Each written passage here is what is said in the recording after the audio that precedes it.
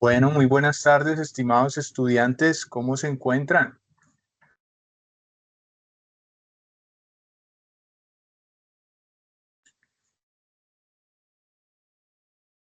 ¿Me escuchan? Buenas tardes, profe. Buenas tardes, ¿cómo ha estado? ¿Cómo están los Buenas tardes, compañeros? Giovanni. Bien, Buenas muy tardes, bien, profe. gracias, Giovanni. Buenas tardes, Jairo, bienvenidos. Bueno, bien, me escuchan, qué bien. Estaba preocupado que de pronto no me escucharan.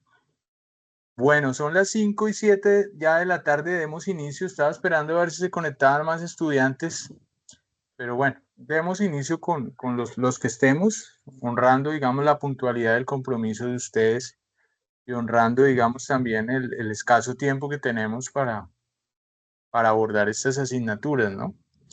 Entonces, bueno, eh, la clase pasada, nuestra última clase, estábamos nosotros, habíamos empezado a estudiar, digamos, todo el tema de, todo el tema de, estábamos ya empezando a estudiar las clasificaciones de las obligaciones. Es, digamos, el tema central y grueso de esta asignatura, ¿no? Estudiar cómo se clasifican o estudiar todas las clases de obligaciones que tenemos en nuestro ordenamiento jurídico eh, o en el derecho civil colombiano, ¿cierto? Y no solo en el derecho civil, sino en toda la teoría del derecho, básicamente, el derecho francés, derecho chileno. Bueno, entonces habíamos empezado allí, la clase pasada habíamos empezado a estudiar o alcanzamos a estudiar las obligaciones civiles, las obligaciones naturales, eh, y habíamos empezado a estudiar las obligaciones condicionales, ¿cierto? Las obligaciones condicionales. Y allí en esas obligaciones condicionales, pues habíamos quedado por aquí, obligaciones condicionales, habíamos hablado de la condición positiva, que la condición negativa, ¿cierto? Habíamos estudiado también que esa condición positiva debe ser física y moralmente posible inteligible, ¿cierto? Eh, y inteligibilidad, posibilidad moral y posibilidad física, ¿cierto? Y habíamos quedado en la condición potestativa casual y mixta, ¿cierto? Habíamos quedado aquí eh, y habíamos creo que quedado aquí en la mera voluntad, ¿no? Habíamos dicho que cuando la obligación, el cumplimiento de la obligación depende de la mera voluntad del deudor, pues que no hay obligación. Cuando depende de la voluntad del acreedor, pues sí hay obligación. Y cuando depende de un hecho voluntario de cualquiera de las dos partes, del deudor o del acreedor, hay una obligación real, ¿cierto? Existe la obligación. De resto se consideran obligaciones nulas o obligaciones fallidas, ¿cierto? Y pasábamos aquí al 1536, que nos habla de la condición suspensiva y la condición resolutoria, ¿cierto? La condición suspensiva y la condición resolutoria.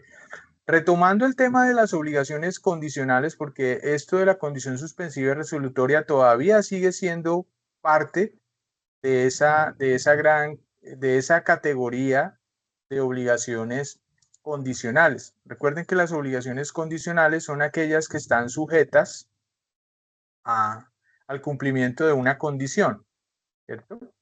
Y el cumplimiento de esa condición nos dice que, es decir, al cumplimiento de un hecho o que la condición está limitada al acaecimiento o acontecimiento de un hecho, es de un hecho futuro y de un hecho incierto, ¿cierto? Un hecho futuro e incierto. Ya hemos dicho que incierto en la medida en que puede o no puede suceder, es decir, que no tenemos certeza si va a suceder o si no va a suceder, por eso incierto, ¿cierto? Entonces, dentro de esa pues, clasificación de condiciones, de obligaciones condicionales, aquellas que están sujetas al cumplimiento de una condición o de un hecho futuro o incierto, pues tenemos allí dentro de esa clasificación de obligaciones condicionales, sumadas a la potestativa, a la casual y a la mixta, tenemos también estas condiciones como son la condición suspensiva y la condición resolutoria. Estas dos son muy importantes dentro del derecho de las obligaciones, dentro del derecho civil, dentro del derecho de los contratos, porque resulta que allá el 1536 nos dice lo siguiente, dice así: la condición se llama suspensiva si, mientras no se cumple, suspende la adquisición de un derecho, y se llama resolutoria cuando por su cumplimiento se extingue un derecho. ¿Qué significa eso? Pues ahí el artículo 1536 nos dijo, nos definió lo que es una condición suspensiva y lo que es una condición resolutoria, ¿cierto? Es decir, este artículo es la llave para entender cuándo nace un derecho y cuándo muere en un contrato, ¿cierto? Cuándo nace el derecho en el contrato o cuándo muere el derecho en el contrato, ¿cierto? Entonces nos dice que la condición se llama suspensiva si mientras no se cumple, suspende la adquisición de un derecho. Entonces miremos esa condición suspensiva, que es la primera parte del artículo. Es decir, en la condición suspensiva, ojo, el derecho está en pausa. Es decir, el derecho no ha nacido aún porque el derecho depende de que se cumpla un acontecimiento futuro e incierto para que nazca, digamos, la obligación, o para que nazca el derecho, mejor dicho, para que se haga exigible la obligación, mejor dicho, para que se haga exigible la obligación, ¿cierto? Es decir que la condición suspensiva va a detener el nacimiento del derecho mientras que el hecho futuro e incierto no ocurra. Pero una vez ocurre el hecho futuro e incierto, pues nace la obligación, nace el derecho a exigir el cumplimiento de esa obligación. Ejemplo, cuando yo digo te compro el lote, si la oficina de planeación concede el permiso de construcción. Si supongamos que el dueño está tramitando permiso de construcción en ese lote, dueño del lote, y yo le digo al dueño, venga, ¿usted no vende ese lote? Y él me dice, sí, yo lo estoy vendiendo, claro que sí, y estoy tramitando el permiso de construcción. Entonces yo le digo, bueno, yo le compro el lote, ¿cierto? Si la oficina de planeación concede el permiso de construcción. Supongamos que eso lo llevamos a escrito, porque es obviamente que todas estas obligaciones, para efectos probatorios, para efectos de poder reclamar el cumplimiento de todo contrato, de toda obligación o de todo acuerdo, de toda convención, pues es necesario tener una prueba idónea, ¿cierto? Bueno, la prueba también podría ser una grabación, ¿cierto? Un audio, un vídeo, un chat o un documento escrito, pero debemos probarlo. Entonces, lo ideal es siempre llevar esto escrito, ¿no? Entonces, supongamos que consignamos por escrito eso, que yo me comprometo, o yo me obligo mejor, a comprarle el lote a fulanito, a Juan, si la oficina de planeación concede el permiso de construcción. ¿Por qué? Porque yo lo quiero para construir, ¿cierto? Y así quedó plasmada la obligación. ¿Qué va a suceder allí? Que Juan, quien vende el lote, en el momento en que planeación conceda el permiso de construcción, va a poder exigirme el cumplimiento de mi obligación. ¿A qué me obligué yo? A comprarle el lote a Juan, pero sometido a una condición suspensiva. ¿Y por qué se llama una condición suspensiva? Porque yo no estoy obligado, ¿cierto? Yo no estoy obligado hasta tanto no se cumpla la condición, el hecho futuro e incierto, y es que la oficina de planeación conceda el permiso de construcción, ¿cierto? Es decir, que aún el derecho de Juan a exigirme la obligación de que yo le compre el lote, que estoy obligado a comprarle el lote porque yo ya le hice una promesa, ya me obligué, ¿cierto? Estipulé allí por escrito que en el momento en que la oficina de planeación conceda el permiso de construcción, yo quedo obligado, o mejor dicho, me obligo a comprarle el lote. Es decir, que aún el derecho de Juan a que yo le compre el lote, ¿cierto? Aún no ha nacido, aún está suspendido, aún está en pausa. ¿Cuándo van a nacer el derecho de Juan? Cuando la oficina de planeación conceda el permiso de construcción. Ahí Juan puede decirme, bueno, don Jaime, listo, ya tengo el permiso, cumpla su obligación suspensiva, ¿cierto? Porque mire, usted aquí me firmó y aquí firmamos que usted se obligaba a comprarme el predio una vez la oficina de planeación concediera el permiso de construcción y ya lo tengo, mírelo aquí. Pues yo ya no puedo echarme para atrás, ¿cierto? ¿Por qué? Porque yo me obligué a una condición suspensiva a comprarle el lote una vez se diera el hecho futuro e incierto. Pero entonces aquí lo interesante de la condición suspensiva es que el derecho de Juan a exigir el cumplimiento de mi obligación no nace, es decir, queda suspendido ahí hasta que se cumpla la condición. Por eso se llama una condición suspensiva. En la condición suspensiva aún no ha nacido el derecho, aún no se puede hacer exigible la obligación. ¿Por qué? Porque está pendiente de que se cumpla la condición. O la condición, entiéndese por condición, el hecho futuro e incierto, que puede ser o un hecho físico o un hecho jurídico, ¿cierto? Es decir, la condición es el cumplimiento de un hecho físico o un hecho jurídico futuro e incierto, ¿sí? Entonces, por eso su nombre es suspensiva, ¿cierto? Es decir, que detiene el nacimiento del derecho de Juan mientras el hecho futuro e incierto no ocurra. Es decir, el acreedor, que en este caso sería Juan, Juan se hace acreedor y yo me hago deudor porque yo me obligué con Juan a que yo le compro el predio una vez se cumpla la condición. Es decir, que Juan tiene un derecho como acreedor a exigirme el cumplimiento de la obligación. Recuérdense que iniciando este curso yo les dije a ustedes, deslíguense de la idea de que el concepto de acreedor es quien tiene derecho a cobrar un dinero. Y deslíguense de la idea de que deudor es el que está obligado a pagar una suma de dinero. Deslíguense de esa idea, porque el concepto de acreedor y el concepto de deudor es muchísimo más amplio, es más genérico en materia de obligaciones. Acreedor implica todo aquel que está pendiente o que debe cumplir alguna obligación, sea una obligación de dar, hacer o no hacer, sea de entregar dinero, sea de prestar un servicio, sea de cumplir con algo, sea de lo que sea. Ese es un acreedor, ¿cierto? El que tiene el derecho para exigir el cumplimiento de una obligación de cualquier naturaleza. Ese es un acreedor.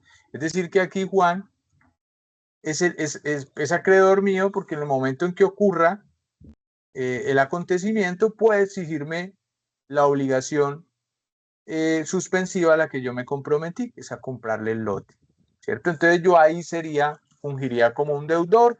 ¿Por qué? Porque yo me obligué ya, solo que me obligué bajo una condición suspensiva. Que aún no le ha nacido el derecho a Juan, porque y puede que no le nazca nunca, porque ¿qué sucede si la oficina de planeación no concede el permiso? Pues chao, ¿cierto? Ya a Juan ya no le nace el derecho, ya no le van a hacer el derecho, ¿cierto? Entonces ya digamos, nunca nació el derecho. Entonces miren lo interesante de la condición suspensiva, ¿cierto? El acreedor no tiene más que una expectativa, no puede exigir el cumplimiento porque la obligación aún no ha nacido plenamente. Si la condición no se cumple, ojo, es decir, si no se da el hecho futuro e incierto, es el que cumple la condición, pues el derecho nunca llega a existir. Y si la condición se cumple, es decir, si se da el hecho futuro e incierto, como aquí, que se otorgue el permiso de construcción por parte de la oficina de planeación, pues el derecho nace y se hace exigible. Por eso dice suspensiva. Es decir, ojo, está suspendido, está suspendida ahí, todavía no ha nacido el derecho del acreedor, está suspendido. ¿Cuándo nacerá el derecho del acreedor? Cuando ocurra la condición. ¿Listo? Aquí también hay otro ejemplo en materia laboral. Les traigo ya aquí, donde digo, bueno, te contrataré como asesor jurídico. Pongamos que yo tengo una empresa y le digo a un abogado que está haciendo una especialización, le digo, mire, a un amigo, yo lo contrato como asesor jurídico siempre que obtenga su título de especialista en el próximo mes. ¿Mm? Es decir, le estoy poniendo una condición, ¿cierto? Y me estoy obligando a contratarlo en mi empresa como asesor jurídico, pero bajo una condición suspensiva. ¿Cuál es la condición suspensiva? Que obtenga el título de especialista en el próximo mes. Si ese abogado se gradúa de especialista en el próximo mes, pues a él le nace el derecho de exigirme que lo contrate y yo estaría obligado a contratarlo. ¿Por qué? Porque yo firmé, porque yo me obligué a contratarlo si se da esa condición. ¿Sí? Podría exigir el cumplimiento de mi obligación, condicional suspensiva, porque yo le dije que si se cumplía, que si se graduaba de especialista en el próximo mes, pues lo contrataba. Entonces miren cómo en la suspensiva se suspende el derecho del acreedor hasta que no ocurra el acontecimiento o el hecho futuro incierto, la condición, que es graduarse especialista en el próximo mes. Ahora, si miramos la condición resolutoria es todo lo contrario a la condición suspensiva, es la antítesis, es el antónimo a la condición suspensiva. Porque en la condición resolutoria, ojo, el derecho nace, pero puede morir. Es decir, en la condición resolutoria, el derecho nace desde el primer momento. El contrato se ejecuta, las partes gozan de los beneficios del contrato.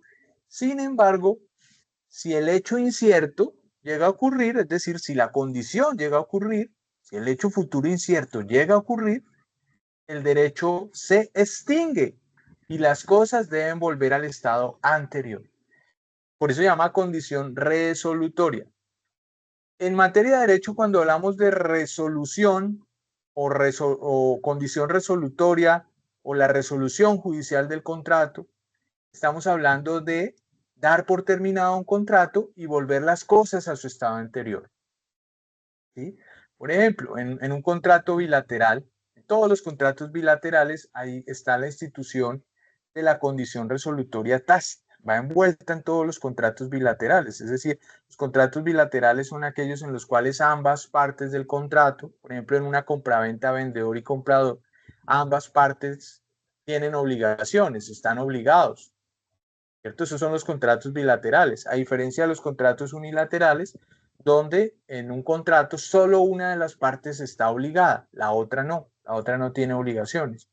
Por ejemplo, en un contrato de mutuo con interés o el contrato de préstamo de dinero, el que hace uno con los bancos, el que le hace uno a los bancos, ¿no? Prestarle uno dinero. En ese contrato, el único obligado es uno, el deudor. El banco no queda obligado a nada, el que queda obligado es uno. ¿Cierto? Es un contrato unilateral, pero en todos los contratos bilaterales, ambas partes se obligan, ambas partes quedan obligadas a cumplir cada una con sus obligaciones, con sus prestaciones, sean de dar, hacer o no hacer, pero ambas tienen que cumplir obligaciones, ¿cierto? Ahora, ¿qué sucede si una de las partes cumple con sus obligaciones, pero la otra no? Resulta que el Código Civil por allá en el artículo 1546, eso lo van a ver ustedes cuando vean contratos, el 1546 dice que si una de las partes cumple, ojo, si una de las partes cumple con sus obligaciones y la otra no, la parte que cumple puede exigirle mediante vía judicial, a través de un proceso judicial, puede exigirle a la parte incumplida dos cosas, a elección del demandante, es decir, a elección de la parte que cumple. Puede exigir dos cosas. O la resolución judicial del contrato, que quede la resolución judicial del contrato, pues es la terminación del contrato. Es decir, puede decirle al juez, señor juez, mire, yo cumplí con mis obligaciones, el señor no cumplió con las de él, yo ya no quiero terminar ese contrato, ya no quiero que se cumplan las obligaciones, por favor resuelva el contrato, délo por terminado, eso es resolver el contrato, o aplique la resolución del contrato, que es darlo por terminado, y vuelva las cosas a su estado anterior. Que él me devuelva el dinero, yo le devuelvo sus cosas y que él me indemnice por el incumplimiento. Eso es la resolución del contrato. Es decir, esta es la condición resolutoria tácita, que en los contratos bilaterales, cuando una de las partes cumple y la otra incumple, el cumplido tiene derecho a exigirle al incumplido, a través de un proceso judicial, que se termine el contrato, que se resuelva el contrato. Pero también tiene otra opción, cumplido. Puede decirle al juez, señor juez, obligue, conmine a mi contraparte a que cumpla el contrato y que me pague la indemnización de perjuicios. Si hay cláusula penal, o que me indemnice los perjuicios. Si no, pactamos cláusula penal, pues yo probarle al juez cuáles fueron mis perjuicios para que el juez condene también a pagar los perjuicios por el incumplimiento. Es decir, en la condición resolutoria tácita, la parte que cumple tiene derecho a pedir la terminación del contrato con indemnización de perjuicios o a pedir el cumplimiento del contrato también con indemnización de perjuicios. Es decir que la resolución, entonces volviendo aquí al tema de la condición resolutoria, el término de resolutorio o condición resolutoria o la resolución del contrato implica dar por terminado el contrato y que las cosas vuelvan a su estado anterior, que las prestaciones se retrotraigan, ¿sí? Se devuelvan. Entonces, aquí, cuando nos habla de la condición resolutoria, dice, el derecho nace pero puede morir. ¿Cómo así? Sí, pues aquí digamos que se suscribió el contrato, ¿cierto? Las partes ya gozan de los beneficios del contrato. Sin embargo, como ese contrato quedó sometido a una condición, en ese contrato hay una condición resolutoria, es decir, una condición que va a terminar el contrato, que lo puede dar por terminado, que lo puede resolver. Y aquí cuando hablamos de resolver no es arreglarlo, sino es darlo por terminado, ¿cierto? La resolución del contrato lo puede resolver o aplicarse la resolución del contrato, es decir, que puede determinarse si ocurre la condición pactada, el hecho futuro e incierto. ¿Cómo así? Sí, veámoslo con un ejemplo. Les doy un ejemplo.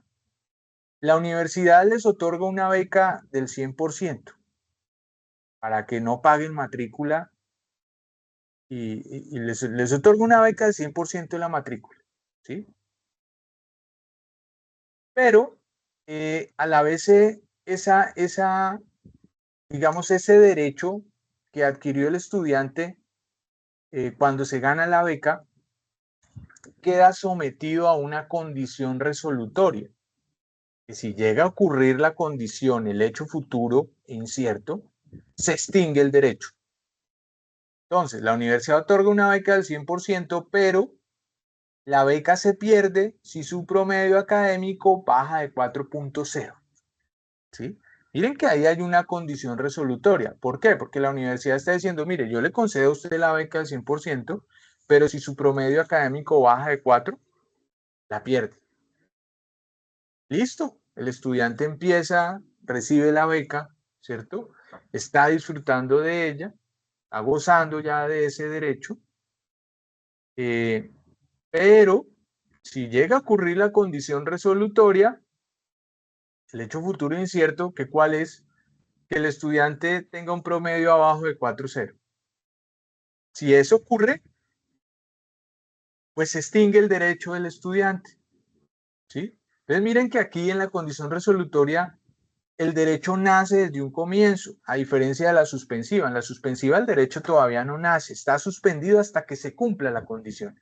En la condición resolutoria el derecho ya nació, se está gozando de él pero se puede morir o se puede extinguir el derecho si se cumple la condición. Entonces, cuando se cumple esa condición y se extingue el derecho, esa condición se llama resolutoria. ¿Por qué se llama resolutoria? Porque va a terminar el derecho o el contrato o la obligación. ¿Sí? Por eso se llama condición resolutoria, es decir, una condición que resuelve el contrato, resuelve la obligación, resuelve el derecho. Y aquí cuando vuelvo y reitero, cuando les digo que resuelve el contrato, resuelve la obligación o resuelve el derecho, entiéndanlo por termina el contrato, termina la obligación, termina el derecho. Termina la obligación para la universidad de seguir dando la beca, termina el derecho del estudiante a seguir recibiendo la beca del 100% y le toca empezar a pagar. ¿Sí? Termina ese acuerdo, ese contrato de beca. ¿Por qué? Porque se cumplió la condición o el hecho futuro incierto. ¿Que cuál era? Pues bajar el promedio de 4, ¿cierto? Lo mismo sucede, por ejemplo, con la retroventa, con el pacto de retroventa. El pacto de retroventa es allí, digamos, un pacto que va muy ligado al contrato de compraventa, ¿cierto? Y el pacto de retroventa es el que manejan, por ejemplo, las prenderías, las casas de empeño, donde la gente va supuestamente a que le presten dinero por un artículo, por una joya, o por joyas o por electrodomésticos, cuando necesita dinero. Entonces va allí, supuestamente deja como garantía, deja en garantía de prenda un bien mueble, la joya o o el electrodoméstico, y la prendería le presta dinero por ese bien, ¿cierto? Resulta que lo que ocurre allí no es un préstamo de dinero. Lo que ocurre realmente en una prendería es que uno vende el artículo que uno lleva allí, uno se lo vende al dueño de la prendería. Lo que pasa es que el dueño de la prendería queda obligado bajo el pacto de retroventa. Eso es que el contrato que celebran las prenderías se llama contrato de venta con pacto de retroventa. ¿Cómo así? Sí, yo cuando llevo allí mi artículo lo que hago es que se lo vendo al dueño de la prendería, pero el dueño de la prendería queda obligado, ojo, bajo el pacto de retroventa, queda obligado dentro de 3 o 4 o 6 meses, depende del contrato, a volvérmelo a vender a mí. Si yo dentro de ese periodo acudo a la prendería, pago el precio inicial más unos intereses, dependiendo del mes en el que yo vaya. El dueño de la prendería está obligado a volvérmelo a vender. Se llama retroventa. ¿Sí? Si transcurridos los 4 meses que estaban pactados en el contrato, yo no acudí a volver a comprar, el vendedor queda liberado el dueño de la prendería queda liberado de volvérmelo a vender a mí y ya se lo puede vender a quien él quiera. ¿Por qué? Porque ya era de él, solo que estaba obligado bajo el pacto de retroventa a no venderle a nadie hasta tanto no se cumpliera el tiempo que yo tenía para volver a comprar. Por eso se llama pacto de retroventa. Y eso se puede aplicar en cualquier contrato de compra-venta, ¿cierto? Yo puedo, por ejemplo, decirle a alguien, mire, le vendo mi casa, pero me conservo el derecho a volvérsela a comprar durante los 2 años siguientes, sí, y se la pagaría a tal precio, si le doy tal dinero, ¿sí? Y eso se puede pactar. Un comprador podría comprar la casa, ¿cierto? Comprarme la casa, digamos a un precio económico, y yo podría quedar obligado a volvérsela a comprar a un precio más alto dentro de los 2 años siguientes. Pues ahí el comprador va a ganar un dinero, porque la compra a un precio bajito, pero yo me quedo obligado a que si se la quiero recomprar dentro de los 2 años o el año siguiente o los 6 meses siguientes, dependiendo del plazo que pactemos, yo le voy a pagar un dinero mucho más alto, pues él va a ganar un dinero allí, ¿cierto? Pero entonces, ojo que en el pacto de retroventa también hay una condición resolutoria. ¿Cuál es la condición resolutoria? Que si yo dentro de esos 2 años siguientes, o ese año, o esos 6 meses que pactamos, quiero volver a comprar mi casa, pues él me la tiene que vender. Es decir, el derecho de dominio que él tiene sobre mi casa, como propietario se llama derecho de dominio, lo va a perder. Es decir, se resuelve el derecho que él tiene. Por eso se llama una condición resolutoria, donde el que me compró pierde su derecho de dominio y vuelve el derecho de dominio a mí, porque pactamos una cláusula, el pacto de retroventa, ¿sí? Es decir, si yo le pago el precio pactado dentro del plazo estipulado. Aquí también otro ejemplo de retroventa es, por ejemplo, te regalo mi casa hoy, pero me reservo el derecho de recuperarla si te casas en los próximos 10 años. Es decir, yo puedo hacerle la promesa, yo puedo regalarle la casa, por ejemplo, condicionada a mi hija, no sé, o a cualquier persona.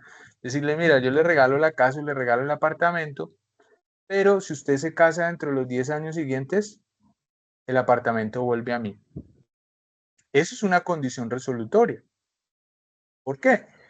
Porque ya nació el derecho para mi hija, ya es propietaria porque ya le regalé la casa, ¿cierto? Nació el derecho de propietaria en ella. Pero se le puede terminar si se cumple la condición resolutoria. ¿Cuál es? Que se casen entre los 10 años siguientes. Si ella se casa entre los 10 años siguientes, pues pierde el derecho de dominio sobre la casa y la casa vuelve a mí, ¿sí? Entonces, por eso se llama una condición resolutoria. Y es importante tener clara esa diferencia entre una condición resolutoria y una condición suspensiva, porque ese tipo de condiciones se pactan a diario en los contratos. En los contratos hay condiciones suspensivas y condiciones resolutorias. ¿Listo?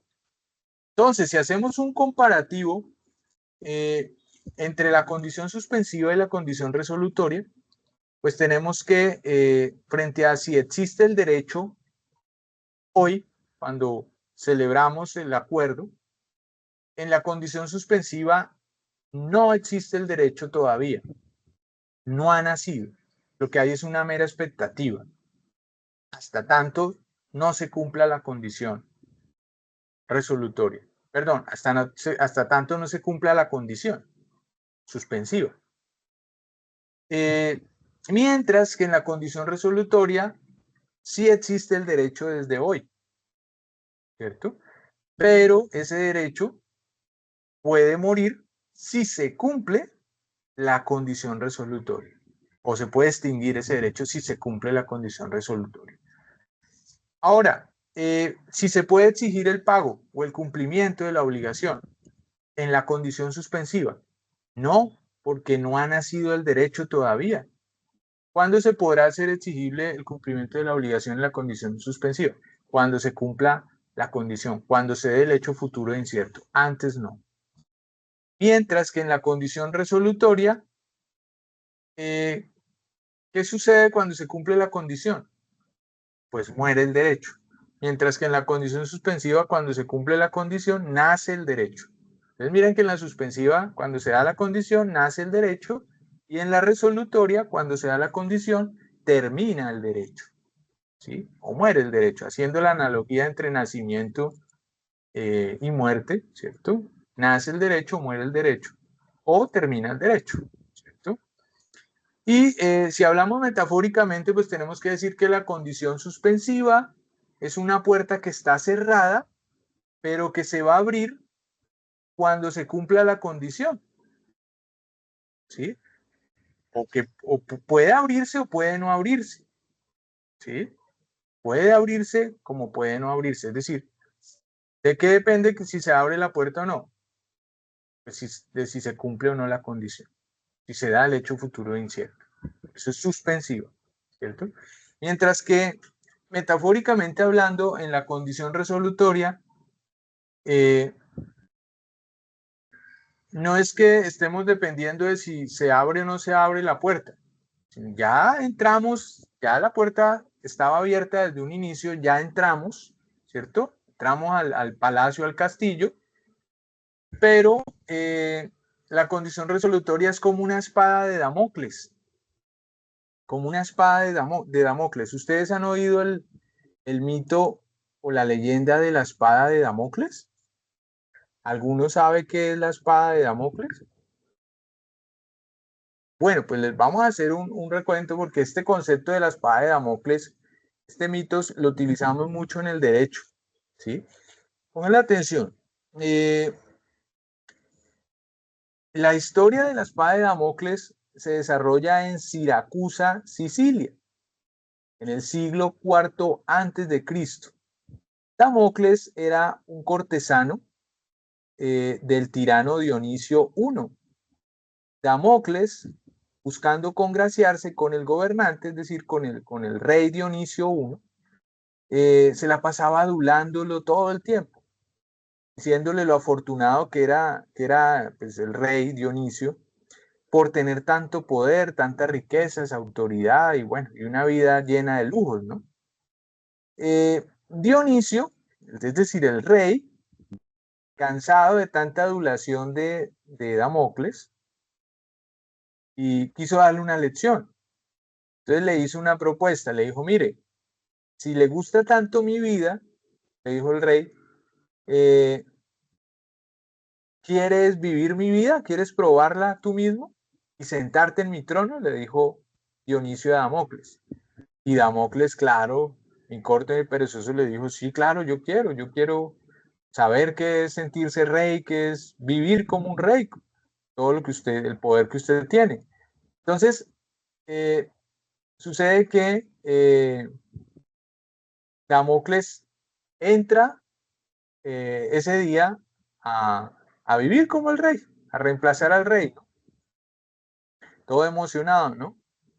Cuando Damocles se sienta en el trono del rey, ¿sí? Rodeado de todos los sirvientes que le traían pues todos los manjares, perfumes, ropas finas de todas las mujeres, ¿cierto? Se sintió pues el hombre más feliz del mundo. Sin embargo, de repente, Damocles alza la mirada, se mira hacia arriba y se queda paralizado porque resulta que al mirar hacia arriba encuentra que hay una espada afilada que apunta directamente sobre su cabeza y que está sostenida, está amarrada esa espada al techo por un cabello, por un pelo de caballo, por la crin de caballo. Es decir, la espada apunta sobre la cabeza de Damocles, ¿cierto? Amarrada a una crin de caballo al techo. Es decir, que esa espada en cualquier momento se puede caer, ¿cierto? Y caerle encima a Damocles.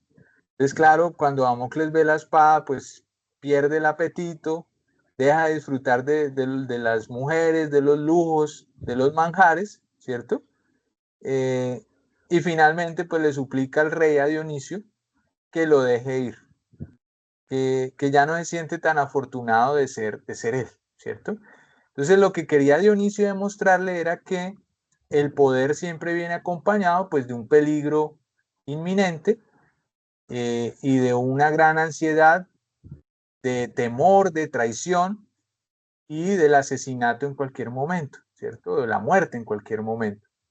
Entonces, aquí cuando nos dice, digamos, que la condición resolutoria es una espada de Damocles sobre el contrato, pues significa que, claro, el contrato siempre va a estar en la condición resolutoria, el derecho, ese beneficio que se adquirió en ese contrato, o ese derecho, está todo el tiempo sujeto a que si se cumple la condición resolutoria, ese derecho muere. Es decir, si se cumple la condición resolutoria, es como si se cortara la crin del caballo de la cual está amarrada la espada y la espada cae encima del titular del derecho y muere el derecho, ¿no?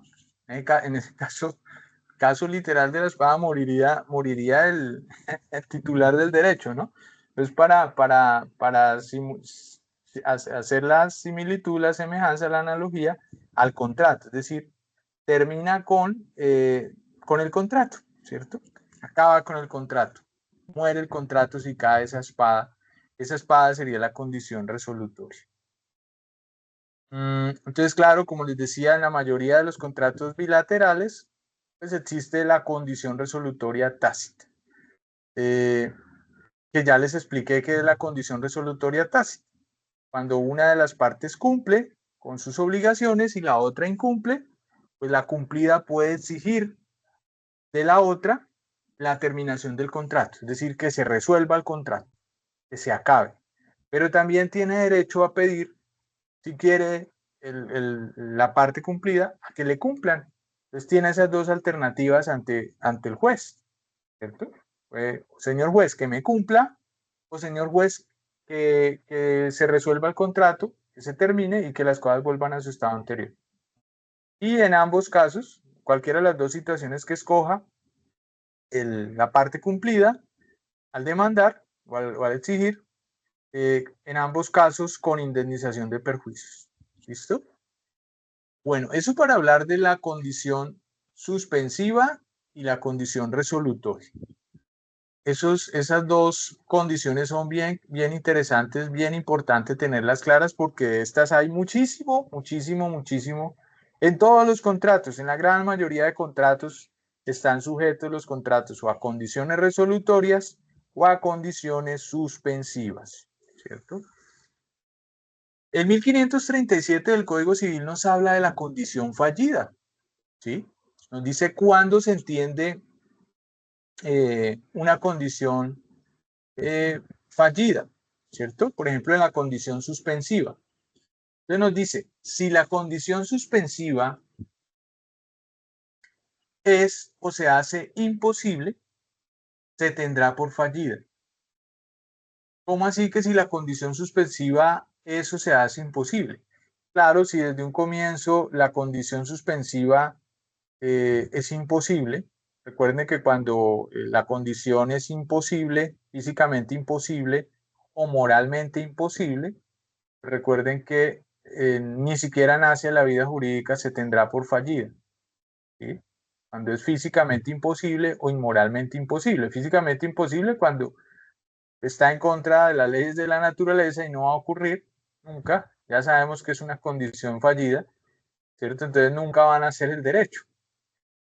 O si es moralmente imposible porque es ilícita, es ilegal, pues tampoco van a hacer el derecho. Es decir, cuando la condición suspensiva es físicamente o moralmente imposible, pues se tiene por fallido.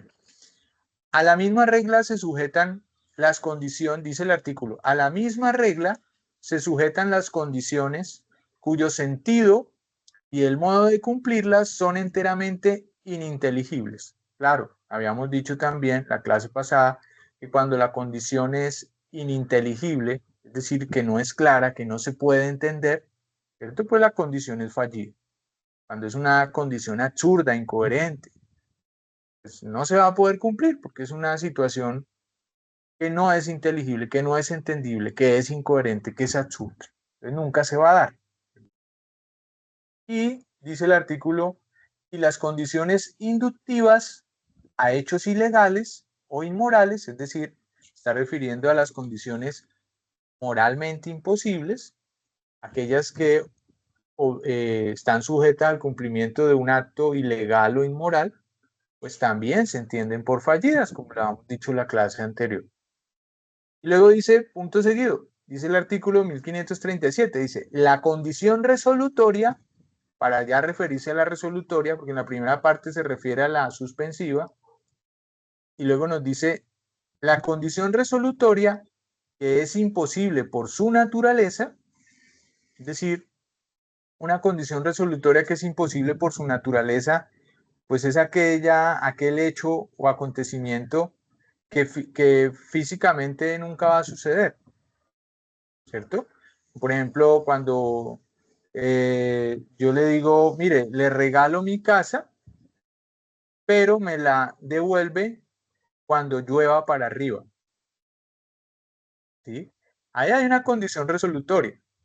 Resulta que como esa condición resolutoria es físicamente imposible, porque es imposible que llueva para arriba, ¿cierto?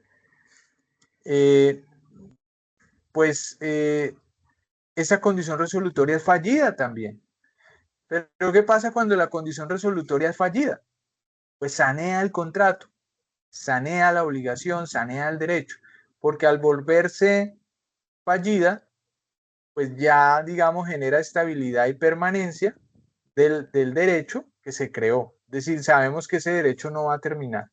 porque la condición resolutoria es fallida, ¿cierto? Es decir, no va a producir efectos. ¿Por qué? Por ser físicamente imposible o, o moralmente o lícitamente imposible, ¿cierto? O legalmente imposible. Dice, cuando la condición resolutoria que es imposible por su naturaleza o ininteligible o inductiva a un hecho ilegal o inmoral, se tendrá por no escrita. Claro, cuando la condición resolutoria pues es naturalmente imposible o ininteligible o moralmente imposible, pues se tiene por no escrita, ¿cierto?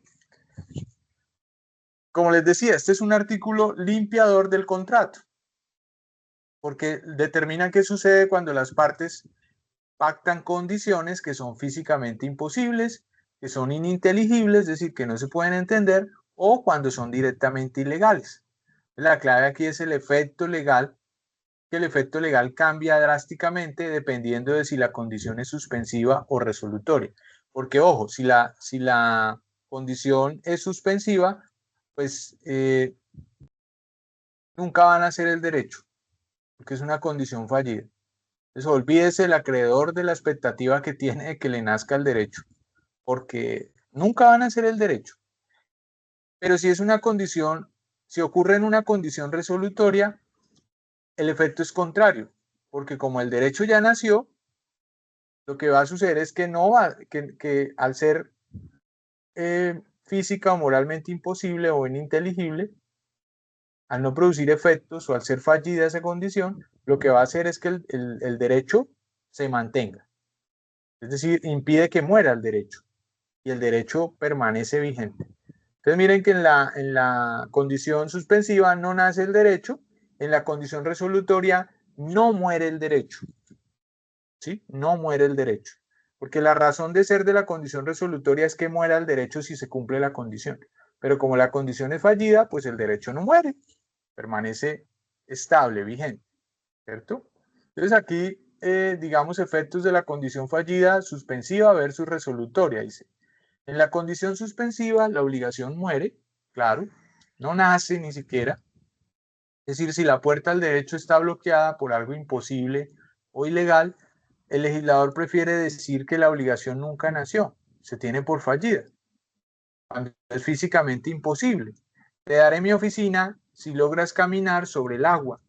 La condición falla y nunca tendré que darte la oficina, porque es una condición físicamente imposible. Una condición inductiva de hechos ilegales. Te pagaré 50 millones si hackeas la base de datos de la Contraloría o de la DIAN. ¿Sí? Pues, como es ilegal, se tiene por fallida, ¿cierto? Es decir, que no hay obligación, no nacerá esa obligación a cobrar los 50 millones de pesos, ¿cierto? Esa obligación de pagar los 50 millones de pesos. Y si es ininteligible, pues tampoco nacerá. Ejemplo de ininteligible, te vendo mi carro, te regalo mi carro mejor, si el silencio verde del pasado mañana se vuelve triangular. Pues eso no tiene lógica, no tiene ninguna coherencia, ¿cierto? No se entiende qué es lo que tiene que pasar. Es decir, que la obligación ahí se anula, no nace, no existe. En la condición resolutoria, como les decía, la obligación se limpia.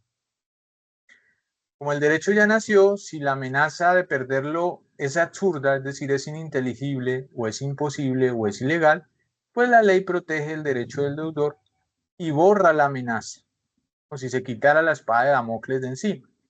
Se tiene por no escrita. Ejemplo de una condición resolutoria físicamente imposible. Te regalo este apartamento, pero me lo devuelves si el sol deja de salir por el oriente. Te regalo este apartamento, pero me lo devuelves si el sol deja de salir por el oriente. Claro, aquí digamos, pues, esa condición resolutoria nunca va a ocurrir porque el sol siempre sale por el oriente, ¿no? Eh, entonces, pues se sanea, digamos, el derecho. En la inductiva de hechos ilegales, le digo yo, le arriendo el local, pero el contrato se termina si se niega a ayudarme a lavar dinero. como la condición es ilegal, pues el arriendo se mantiene, el contrato de arrendamiento se mantiene. Y si es ininteligible, te presto mis libros, pero me los devuelves si el concepto del yo se multiplica por 0. Aquí pues esa condición se ignora y el préstamo sigue vigente, ¿cierto? Por ser una condición resolutoria ininteligible. Bueno, entonces, frente a los efectos, ¿cierto? Si la condición es absurda o es ilegal, pues frente al efecto legal, en la condición suspensiva, pues es fallida, ¿cierto? En la condición resolutoria se limpia el contrato, no se tiene por escrito. ¿Qué pasa con el derecho? Si la condición es absurda o ilegal, en la condición suspensiva el derecho nunca nace y en la condición resolutoria el derecho se vuelve definitivo, se sanea. Y en la lógica del Código Civil, pues en la condición suspensiva no se crean obligaciones basadas en locuras o delitos y en la condición resolutoria se protege la propiedad y la estabilidad de lo que ya se entregó, ¿cierto? Legislador civil siempre intenta que los actos jurídicos tengan efectos. En la suspensiva, como nada ha pasado aún, es mejor detenerlo todo. En la resolutoria, como el negocio ya se puso en marcha, es mejor salvar el negocio quitando la parte podrida, la parte dañada, es decir, la condición absurda o la condición moralmente imposible o ilegalmente posible, para que el derecho quede puro y simple. Listo. Eso para hablar de las condiciones o de la condición suspensiva y de la condición resolutoria. ¿Listo? ¿Es claro eso? ¿O hay dudas, inquietudes, preguntas sobre esas dos categorías de condiciones?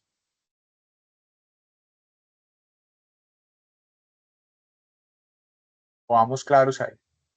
¿Estamos claros con eso? Sí, profe, sí, señor. Bien, gracias.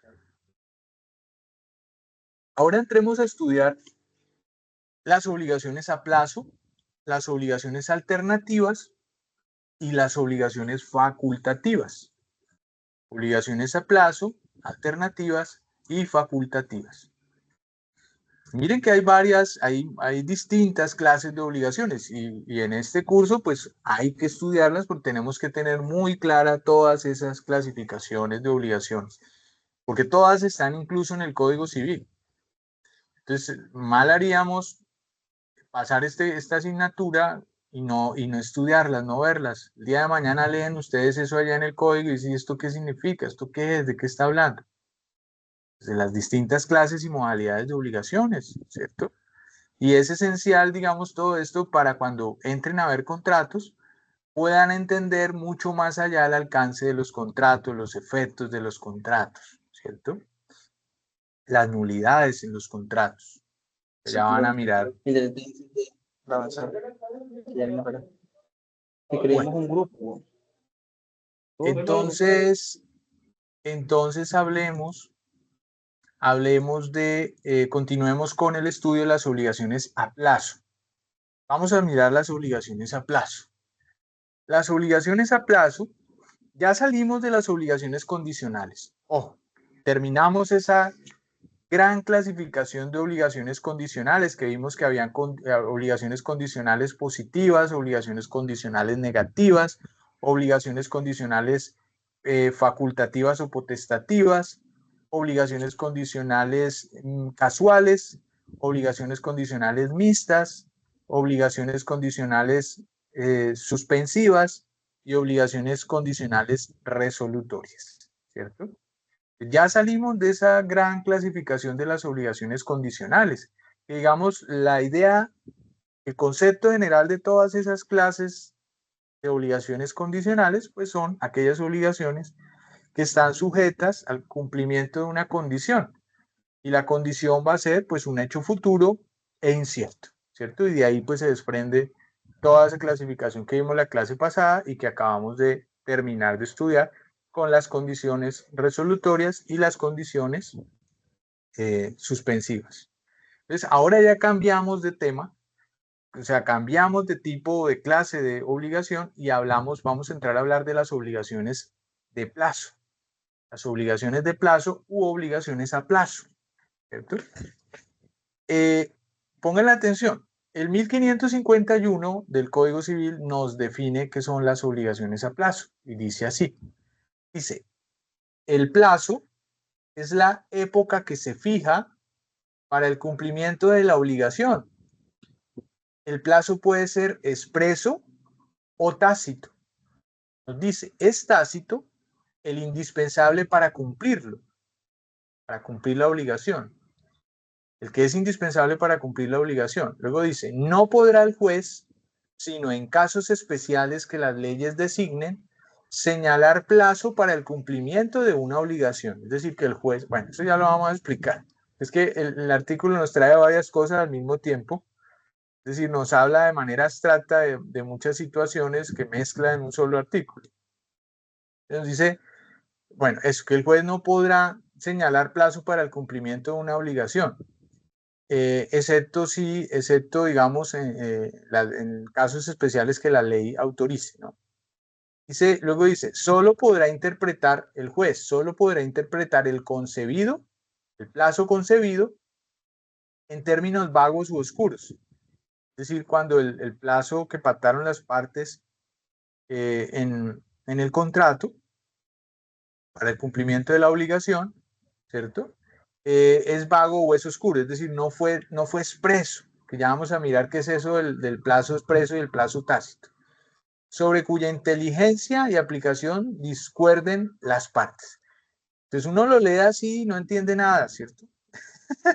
No entiende uno nada, pero entonces ya vamos a desmenuzar este artículo, porque nos está hablando de las obligaciones a plazo, ¿sí?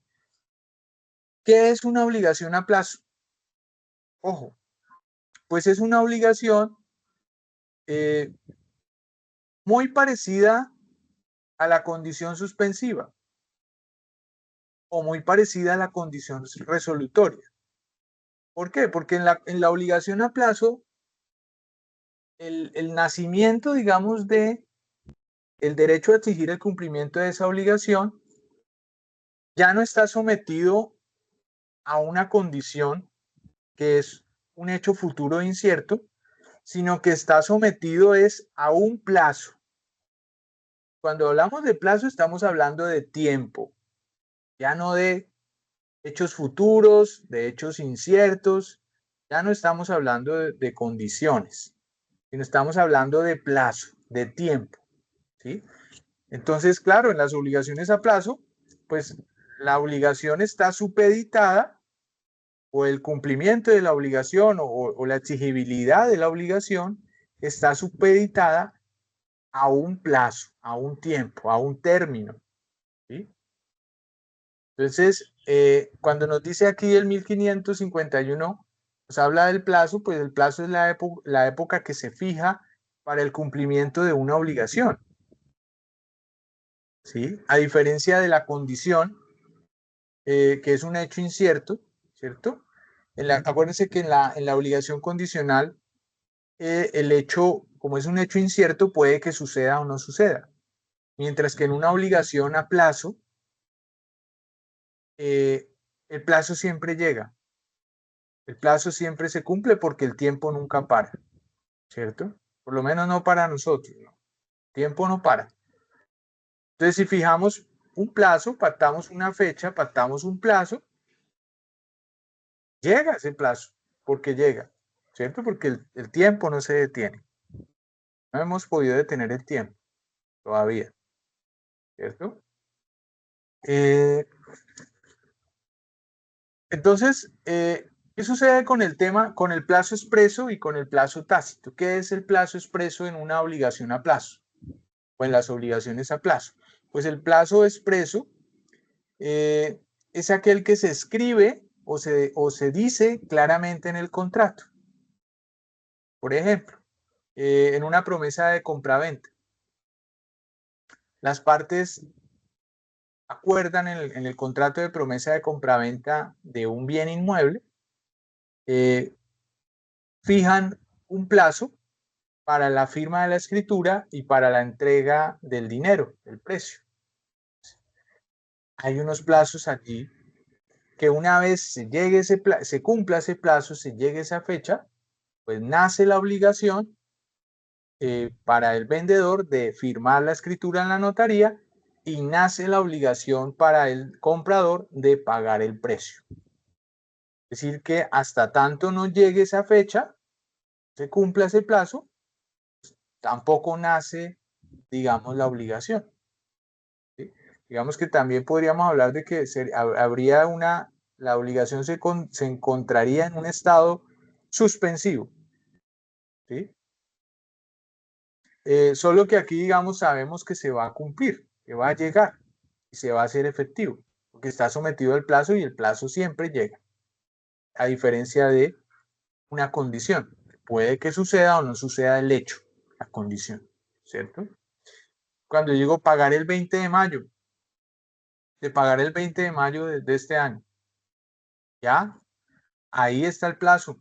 Llega el 20 de mayo, yo no he pagado, el acreedor me puede decir, bueno, no pagó, hermano, entonces inicio el proceso ejecutivo, solicito medidas cautelares de embargo de su vehículo, de sus bienes, de su casa y le inicio el proceso ejecutivo, le remato sus bienes en pública subasta y me pago, porque no pagó, ¿cierto? Es decir, a partir del 20 de mayo ya se hace exigible el derecho para mi acreedor, se hace exigible la obligación, ¿cierto?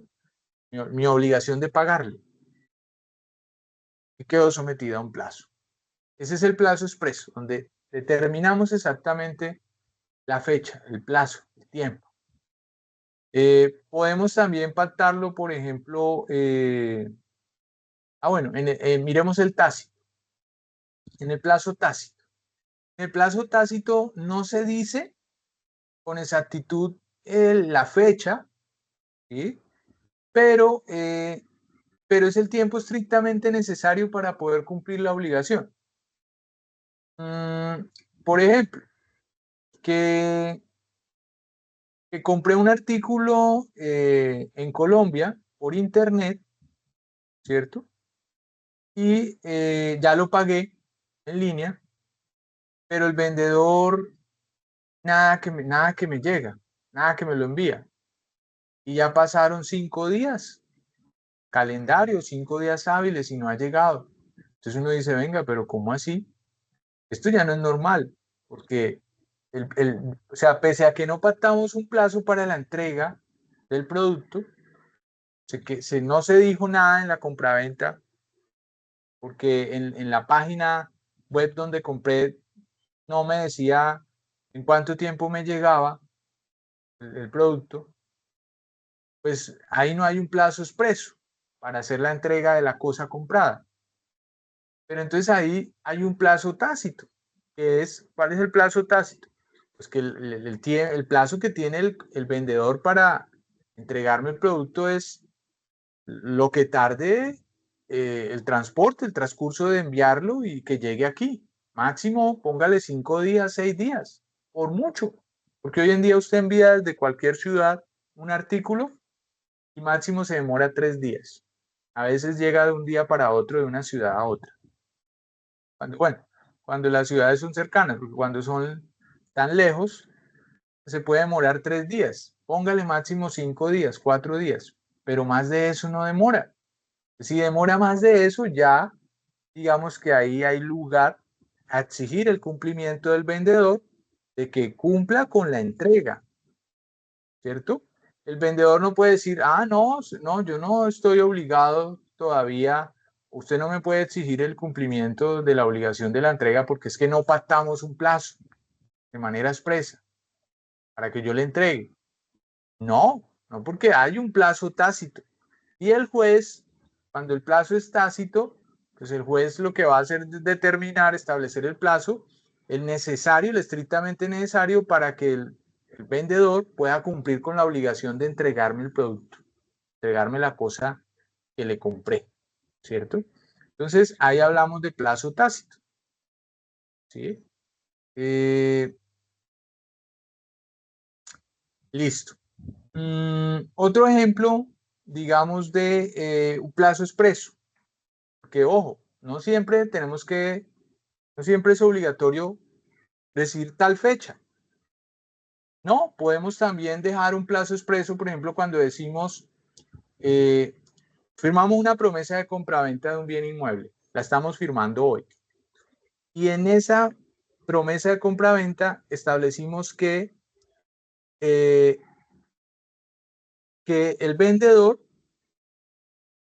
y el comprador, dentro de a los 60 días siguientes a la firma de la promesa, esta promesa, a los 60 días siguientes a la firma de esta promesa, se encontrarán en la notaría tercera del Círculo de Bogotá a las 8 de la mañana para la suscripción de la escritura pública de venta. ¿Sí? ¿Cómo quedó allí en la promesa de compraventa? Pues quedó que a los 60 días. Los 60 días no son una fecha, pero sí son un plazo, ¿cierto? Podríamos decir que esos 60 días no es un plazo expreso, porque no dijimos el día y el mes. No, ¿cierto? Es un plazo expreso. Pese a que hayamos dicho a los 60, a los 30, a los 90, a los 45 días. ¿Por qué es expreso? Porque lo podemos deducir, lo podemos calcular. La escritura se venció hoy, 16 de abril. 60 días, entonces cogemos calendario, contamos y está el día. Pues ese día era el plazo que teníamos, que tenía el vendedor para acudir a la notaría y firmarme la escritura. No acudió. Pues no acudió, incumplió. No acudió ese día, está en mora de cumplir con la firma de la escritura. ¿Qué puedo hacer? Demandar ante el juez, decirle al juez, señor juez, oblíguelo a que cumpla con la obligación de firmar la escritura pública. O, señor juez, resuelva ese contrato, vuélvalo a su estado anterior, termínelo y que las cosas vuelvan a su estado anterior, que él me devuelva el dinero que yo le di con la firma de la promesa de venta y yo ya no le quiero comprar a él esa casa o esa finca o ese apartamento y se acabó el negocio. Vuelva a las cosas a su estado anterior y que me indemnice por el incumplimiento, que me indemnice los perjuicios. Debo yo probarle al juez los perjuicios, a menos que hayamos pactado una cláusula penal en el contrato, la cual entra, digamos, a reemplazar los perjuicios, porque la cláusula penal es una tasación anticipada de los perjuicios en el contrato, una tasación mutua por las partes. En caso de que cualquiera de los dos incumpla, pues no tiene que probar el perjuicio, sino que simplemente basta con que pruebe el incumplimiento y puede pedir el pago de la cláusula penal, porque ya anticipadamente las partes tasaron los perjuicios en eso, ¿cierto? En eso. Entonces, eso para hablar de una obligación, de las obligaciones a plazo, para hablar del plazo expreso y el plazo tácito, y la importancia que tiene eso allí, ¿cierto? ¿Será que yo podría, por ejemplo, exigirle al vendedor, si yo soy el comprador en esa promesa de compraventa, yo podría exigirle al vendedor que me firme la escritura pública antes de los 60 días que pactamos o antes del 20 de mayo, si pactamos una fecha exacta? ¿Podría yo exigirle eso, esa obligación? No, ¿cierto? No podría hacerlo. ¿Por qué? Porque la obligación es una obligación a plazo, o una obligación de plazo. Es decir, está sometida a un plazo. Hasta tanto no se llegue a esa fecha o no se dé ese plazo, no se culmine, no se cumpla ese plazo, pues no se puede hacer exigible. ¿Listo? Bueno, eso para hablar del 1551. Pero en el 1551 pues hay más cositas. Entonces aquí, aquí les traigo yo un ejemplo de plazo expreso y un ejemplo de plazo tácito. Otro ejemplo de plazo expreso. El arrendatario, cuando pactamos en el contrato de arrendamiento, cuando decimos el arrendatario pagará la renta dentro de los primeros 5 días de cada mes. ahí no estamos diciendo fechas exactas, pero miren que estamos determinando el plazo. Estamos diciendo entre los 5 días, dentro de los 5 días de cada mes. Es decir, hasta el día quinto de cada mes tiene plazo para pagar el canon de arrendamiento del arrendatario. Puede pagar el 1, puede pagar el 2, el día 3, el día 4 o el día 5. Pero ojo, ya si pasa el día 5 y no pagó, pues ya le nace el derecho al arrendador de exigirle, incluso forzosamente, por vía judicial, el pago del canon de arrendamiento. ¿Por qué? Porque ya se cumplió el plazo y no cumplió el arrendatario. Ya entra en mora, ¿cierto? Entonces miren lo importante que es el plazo para establecer cuándo se entra en mora de cumplir la obligación. Cuándo el deudor entra en mora de cumplir su obligación. Aquí el deudor es el arrendatario, ¿no? El que entra en mora. ¿Cuál? ¿Deudor de qué? De cumplir la obligación de pagar el canon de arrendamiento. Y el acreedor es el arrendador que tiene el derecho a reclamar el pago de arrendamiento. En un ejemplo de plazo tácito, el del sastre y el traje. Cuando uno contrata a un sastre para un traje de boda, en una boda que tiene uno en 2 semanas, por ejemplo, se va uno a casar y manda uno a hacer su traje de bodas, ¿cierto? ¿Cómo es que dice? Rin Rin Renacuajo salió esta mañana muy tieso y muy majo, con pantalón corto, corbata a la moda. Bueno, cuando uno manda a hacer el traje de boda, para irse bien majo a la boda, ¿cierto? Allí, ¿qué es lo que sucede? Pues hay un plazo, digamos, si yo no le dije al sastre, mire, necesito que me lo tengan en una semana. No se lo dije, no lo pactamos, ¿sí? Pero yo le dije a él, mire, mi boda es en 15 días. ¿Alcanza a tenerme el traje antes? Y él me dice, sí, claro, yo se lo tengo antes, no me preocupe. No hablamos de un plazo de manera expresa, pero hay un plazo tácito, porque él sabe cuándo es la boda, cuándo me caso. Entonces, lo lógico es que él tenía que entregarme el traje antes de mi boda, por lo menos el día anterior a mi boda, ¿sí? Entonces, ahí hay un plazo tácito. Entonces, yo podría exigir el cumplimiento si el día antes no me lo ha entregado, ¿cierto? O si el día previo a mi boda, o si mi boda es en la noche, máximo tendría hasta en la mañana para entregármelo, ¿no? Podría exigir a partir de ese momento el cumplimiento. Ojo, miremos el 1552, que también nos sigue hablando de las obligaciones a plazo, pero entonces nos regula la situación del pago anticipado. ¿Qué es el pago anticipado? Pues cuando pagamos antes del plazo que tenemos, ¿sí? En la obligación a plazo, cuando el deudor paga antes de que se cumpla el plazo. Entonces el 1552 nos dice, pago anticipado. Lo que se paga antes de cumplirse el plazo no está sujeto a restitución. Es decir, si yo tenía para pagar una deuda, digamos, hasta el 31 de diciembre de este año y yo quiero pagarla mañana, 17 de abril,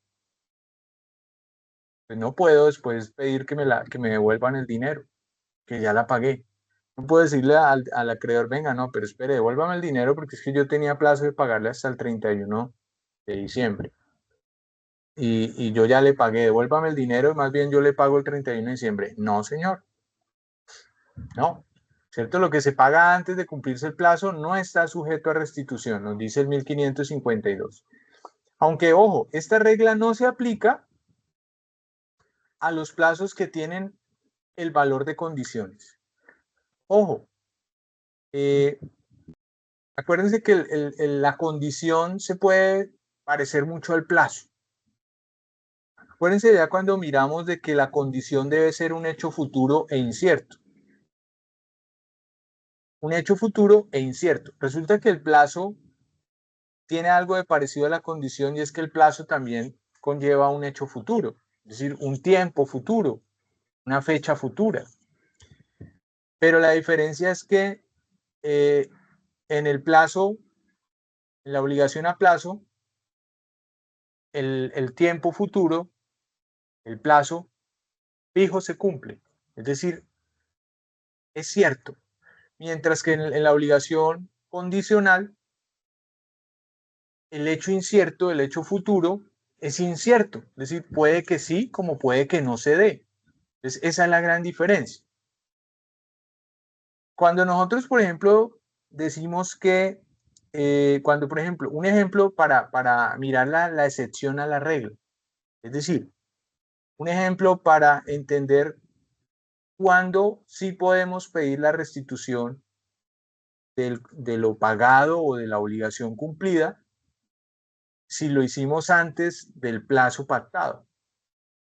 Entonces nos dice, esta regla no se aplica a los plazos que tienen el valor de condiciones. Ojo, ¿cuándo un plazo tiene valor de condición? Como cuando yo digo, me pagas el dinero el día en que fallezca tu esposa. ¿Sí? Miren que ahí pareciera que hubiese un plazo, que el plazo fuera cuando fallezca tu esposa, la muerte de tu esposa, ¿cierto? Pero resulta que no, eso no es un plazo, eso es, no, mentiras, pareciera una condición porque está sometido a la muerte de la esposa, pero resulta que no es una condición porque la muerte de la esposa es un hecho cierto, no incierto. Realmente ahí lo que hay es una obligación a plazo que fijo va a llegar el día en que la esposa fallezca, ¿sí? A no ser que de aquí a allá se invente, digamos, la cura contra la mortalidad y nos volvamos inmortales, es decir, se implemente en la medicina, en la tecnología, la inmortalidad. Todavía estamos lejos de eso, ¿no?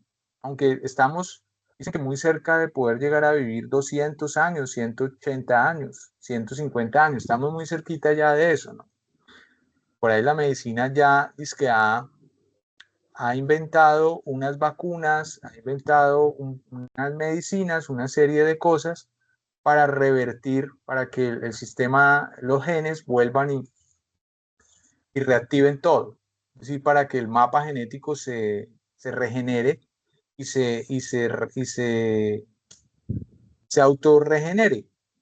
Pueda uno vivir por lo menos unos 70, 80 años más. Estamos muy cerquita de eso. Yo le he estado haciendo seguimiento a eso y estamos muy cerca de eso. Ya hay muchos experimentos, muchas investigaciones, pero pues todavía no estamos cerca de la inmortalidad, ¿no? Pero ya estamos cerca de poder vivir unos 150 años. Dicen que si logramos vivir los próximos 30, 35 años, podemos ya aspirar a, a vivir 180, 170 años como expectativa de vida, porque para esa época, digamos, ya estará la ciencia tan avanzada que podremos vivir esos 170, 180 años, hasta 200 años, podríamos llegar a vivir.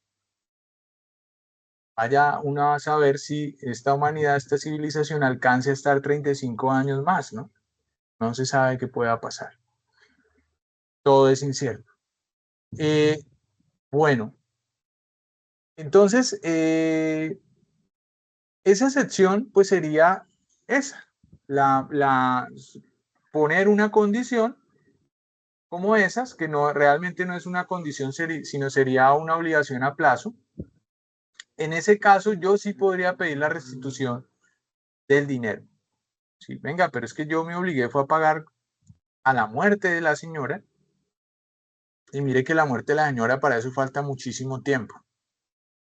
¿Sí? No sabemos cuándo es. ¿Sí? Es un plazo incierto. Es un plazo incierto, no un hecho incierto, sino un plazo incierto, pero va a llegar. ¿Sí? Entonces, allí sí podría solicitar la restitución de lo pagado anticipadamente, solo en esos casos. Cuando el plazo, cuando el valor, dice, no se aplica a los plazos que tienen el valor de condición.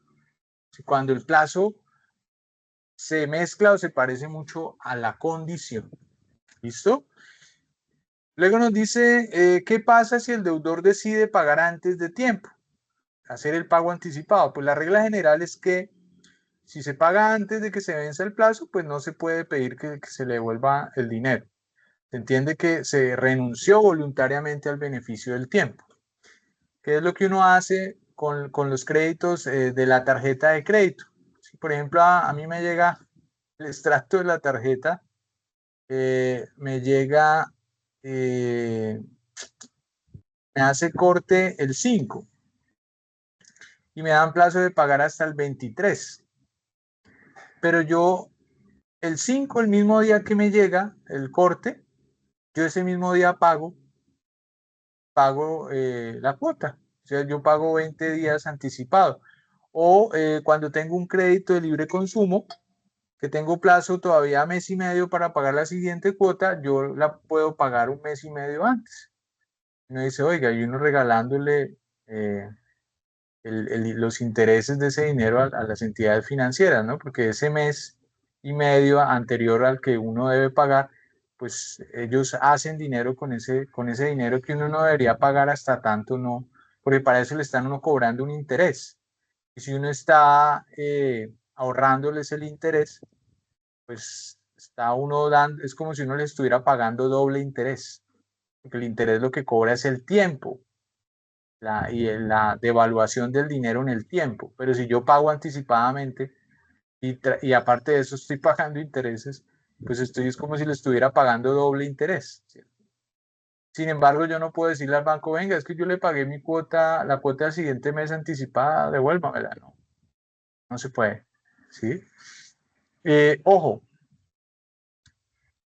pero la excepción a esa regla general es que si el plazo en realidad funciona como una condición, es decir, algo que no es seguro que pase y se paga antes de que esa condición se cumpla, pues ahí sí se podría pedir la restitución. ¿Sí? Miremos un ejemplo. Tenemos una deuda de, no sé, pongámosle 10 millones de pesos para pagar el 30 de diciembre de este año. Yo la pago el 15 de diciembre o la pago hoy, ¿cierto? La pago hoy. Pues yo no puedo llegar a decirle el 20 de diciembre al banco que me he arrepentido, decirle mañana al banco, oiga, venga, me arrepiento de haberle pagado la deuda, ¿cierto? Anticipadamente, ¿cierto? Devuélvamela. No puedo hacerlo, no puedo pedirle que me devuelva el dinero porque yo pagué ya anticipadamente el crédito, ¿cierto? Miremos aquí, bueno, eso digamos como ejemplos para mirar lo del pago anticipado.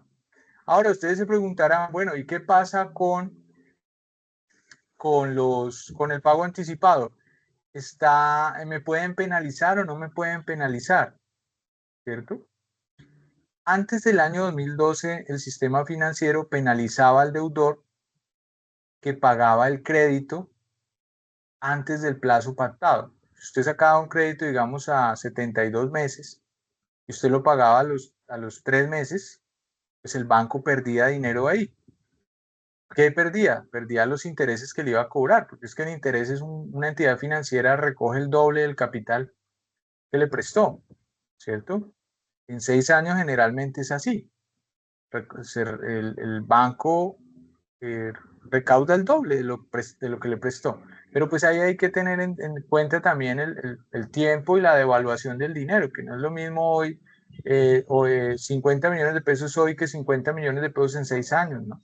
Ya no valen nada en 6 años. 50 millones en 6 años pueden valer lo que hoy son 20 millones, ¿cierto? Entonces, pues de ahí también el interés, ¿no?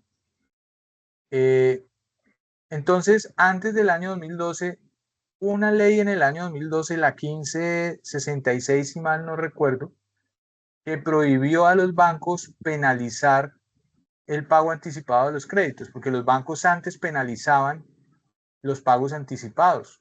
No les servía porque pues uno no les pagaba más interés y ellos viven es del interés, no del capital, ¿cierto? Ellos no prestan pan para recibir pan.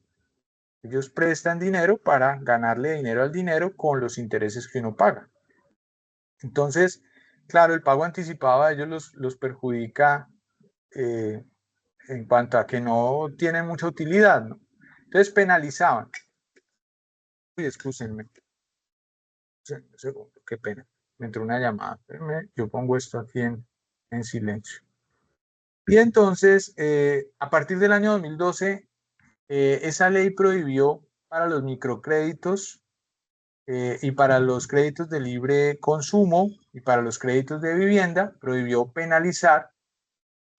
al sistema financiero penalizar el pago anticipado.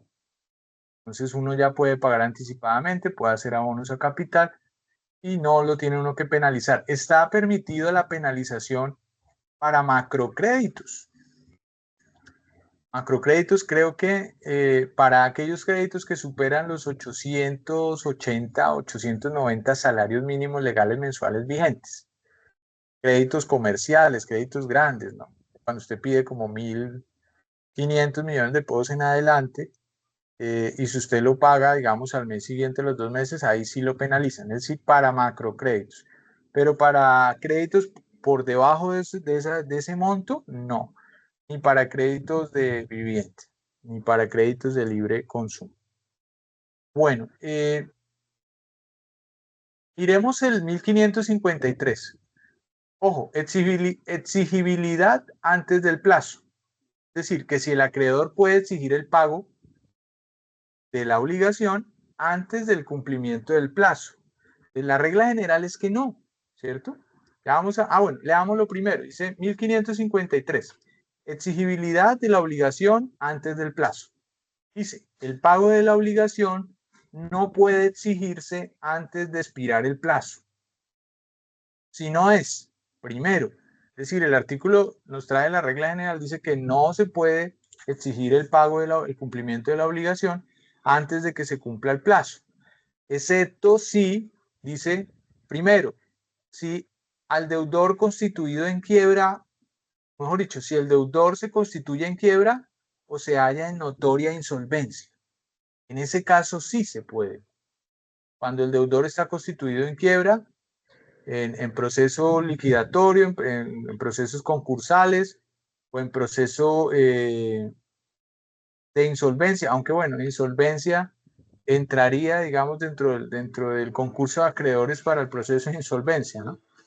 Y dos, cuando el deudor, al deudor cuyas cauciones, cuyas garantías da, como la hipoteca o la prenda, por un hecho suyo, o sea, por un hecho del deudor, por culpa del deudor, las cauciones se han extinguido, se han disminuido considerablemente de valor. Entonces miremos esto, porque aquí nos trae la regla general y nos trae dos excepciones, el 1553 frente a la exigibilidad del cumplimiento de la obligación antes del plazo. Entonces, la regla general es que el acreedor no puede cobrar. Cuando digo cobrar, no estoy hablando solo de dinero, estoy hablando de exigir el cumplimiento de la obligación, que puede ser de hacer o no hacer, o de dar, ¿sí? De dar una cosa, o de dar dinero, o de hacer, de realizar una labor, de cumplir con un acto, ¿sí? Entonces, el acreedor no puede cobrar, no puede exigir el cumplimiento de la obligación antes de la fecha pactada, ojo.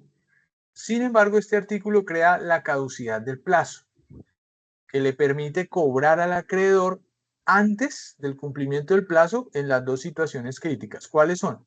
Cuando hay insolvencia del deudor, cuando el deudor está en quiebra o en notoria insolvencia, ¿cierto? El acreedor en ese caso puede cobrar de inmediato porque el riesgo de no recibir el pago de la obligación es alto. Es decir, eso opera, digamos, la excepción cuando el deudor está en estado de insolvencia, cuando se encuentra en estado de insolvencia. Allí podría el acreedor exigir el cumplimiento anticipado de la obligación. Pero para eso pues tiene que demostrarle al juez que el deudor se encuentra en estado de insolvencia. Dentro del mismo proceso lo prueba, ¿cierto? Mire, señor juez, solicito el pago anticipado de mi obligación toda vez que el deudor se encuentra en estado de insolvencia. Mire que cuando celebramos el contrato tenía a su nombre estos bienes, tenía este patrimonio. Si usted revisa ahora, el señor se encuentra sin patrimonio, se encuentra debiéndole a estos acreedores, no tiene con qué pagar, está sin trabajo, no tiene contratos, está en la quiebra total, ¿cierto? Pues ahí el juez dice, ah, bueno, listo, sí, va a verificar que sea cierto, y si sí es cierto, va a exigir el cumplimiento de la obligación anticipada, ¿cierto? Ahora, ¿en qué otra situación? Cuando hay pérdida de las garantías. ¿Qué es una garantía? Una garantía es, por ejemplo, la hipoteca o la prenda. La hipoteca es la garantía que uno da para cumplir por ejemplo, para dar cumplimiento a una obligación principal, a un contrato principal, por ejemplo, a un crédito. Si un banco me va a prestar 500 millones de pesos, me dice, yo se los presto, pero deme algo en garantía, deme un bien inmueble en garantía. Cosa que si usted no me paga los 500, yo puedo pagarme con el inmueble. Embargo el inmueble, lo remato en pública subasta y me pago con el inmueble o me quedo con el inmueble, ¿cierto? Esa es la famosa hipoteca, es decir, es dar un bien inmueble en garantía de pago de una obligación principal o de un contrato principal. En el ejemplo que les estoy dando, pues de un contrato de crédito o de mutuo con interés. Se llama realmente el contrato de crédito, se llama contrato de mutuo con interés. Eso lo van a mirar ustedes en contratos. O la prenda. La prenda también es otro contrato de garantía. La prenda es dar un bien mueble como garantía de cumplimiento de una obligación o de un contrato principal. Cuando damos un bien mueble, no la hipoteca solo recae sobre bienes inmuebles, la prenda recae sobre bienes muebles, ¿cierto?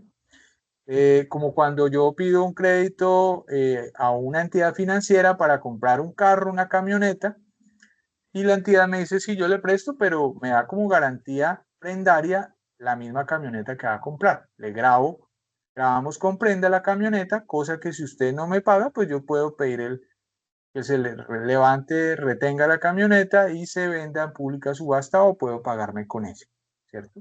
Esa es una garantía prendaria sobre bienes muebles o una garantía hipotecaria sobre bienes inmuebles. Entonces aquí lo que nos dice es que si el deudor ofreció una garantía hipotecaria o prendaria y esa garantía se destruye o pierde valor por culpa del deudor, ¿sí? Por ejemplo, había dado en garantía un carro y resulta que dejó el carro por ahí mal estacionado y se lo robaron o lo desvalijaron, ¿cierto? Le desvalijaron todo el carro. Pues ese carro ya perdió valor, ¿cierto? Ya no ofrece garantía al acreedor como garantía de pago porque ya no va a valer lo mismo, ¿cierto? O si se lo roban, pues con qué, el acreedor con qué se va a pagar si ya se lo robaron, ¿cierto? No lo va a encontrar, no lo va a poder levantar así, inicie un proceso ejecutivo, no lo van a encontrar porque ya es un carro robado, no va a rodar por ahí, ¿cierto? A menos que le cambien placas y números de motor y bueno, hagan un poco de piruetas que hacen los ladrones, ¿no?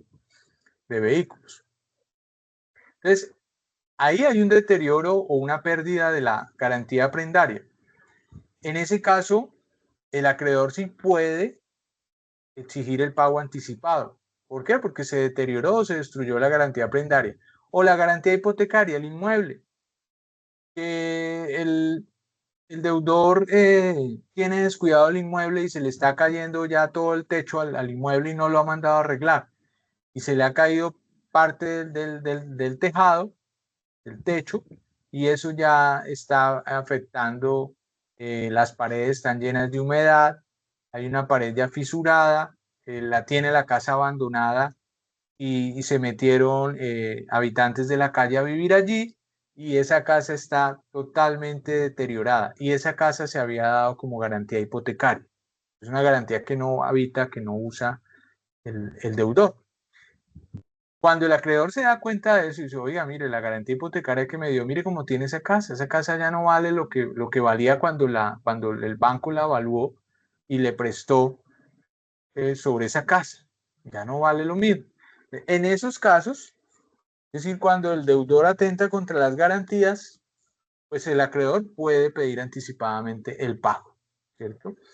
Ahora, el deudor en ese proceso, cuando le solicitan el pago anticipado, antes del plazo por pérdida de las garantías, el deudor puede todavía recuperar el plazo ofreciendo una nueva garantía, renovando la garantía, diciendo, mire, sí, tiene razón, acreedor, yo tengo 15 años para pagarle la deuda. Yo le he dado garantía hipotecaria a esta casa y yo sé que la casa está abandonada y está vuelta a nada. Tranquilo, no se preocupe. No, yo le voy a dar otro inmueble en garantía que incluso vale más. Le voy a poner una finca en garantía que vale muchísimo más para que su crédito esté seguro. Pero no me cobre la deuda que yo debo pagar a 15 años, a 20 años, no me la cobre ya. ¿Cierto? Entonces yo le reemplazo la hipoteca, le reemplazo la garantía. Ahí puede recuperar el plazo, puede parar la exigibilidad antes del plazo, cuando renueve la garantía o cuando ofrezca una nueva garantía. Eso para el 1553. Ejemplo del 1553. Bueno, pues ya les di varios ejemplos de insolvencia. Le presta dinero a un comerciante para que se lo devuelva en un año. Y a los 3 meses el comerciante se declara oficialmente en quiebra y cierra sus locales. La ley permite demandar de inmediato porque el deudor ya no tiene capacidad de pago. Ejemplo de cauciones o garantías. Pides un crédito y pones como garantía tu camioneta. Si por descuido la dejas abandonada, se desvalija o destruye, el banco puede decirte tu garantía ya no vale nada, o me das otra garantía igual de buena, o me pagas ya mismo todo el saldo. ¿Sí? Hay otra Profe, qué pena. situación. Sí, señor. Sí, pregunta. Ahí también puede aplicar en el momento de falta de pago. Yo he escuchado que puede aparecer una cláusula aceleratoria en un contrato de prenda donde por falta de pago puedo no exigir que me devuelvan las cuotas que me debe, sino la totalidad del pago anticipadamente, ¿cierto? Sí, señor, exactamente. Esa es otra de las situaciones. Es cuando, cuando aplica, digamos, la cláusula aceleratoria. La cláusula aceleratoria le va a permitir al acreedor cobrar toda la deuda, toda la obligación de un solo tajo, cuando el deudor entra en mora, cuando incurre en mora. ¿Sí? Cuando el deudor incurre en mora, eh, le nace el derecho al acreedor de poder exigir el cumplimiento total de toda la obligación a través de la figura de la cláusula aceleratoria. Generalmente los bancos no le aplican de ipso facto, de tajo, sino que buscan renegociar la deuda. Entonces, si el deudor tiene interés de ponerse al día y va y habla y se reúne y es digamos, acucioso porque, digamos, se colgó en la primer cuota, pero está colgado, pero va y habla, ¿no? El banco dice, no, pues él sí tiene intención de pagar, solo que ahorita no puede. El banco le puede decir, bueno, renegociemos la deuda, entonces le voy a dar más tiempo, pero entonces, como le doy más tiempo, usted me va a pagar más intereses, ¿cierto? Y al banco le sirve eso, ¿sí? Pero sí, el tema de la cláusula aceleratoria es la facultad que tiene el acreedor de poder cobrar el pago total de la obligación cuando el deudor entra en mora, ¿sí? Que esa sería, digamos, otra de las situaciones para poder exigir el pago anticipado, ¿sí? Que es la mora del deudor. La mora del deudor. ¿Listo? Bueno, son las 6:45 p.m. Yo creo que ya me pasé de mi tiempo y no les di tiempo a ustedes tampoco para preguntar. Aprovechemos estos 15 minuticos, 10 minuticos que nos quedan. Yo debo entrar ahorita a clase de 7 a 9 también. Entonces, por si tienen dudas, preguntas, inquietudes, para que las puedan formular.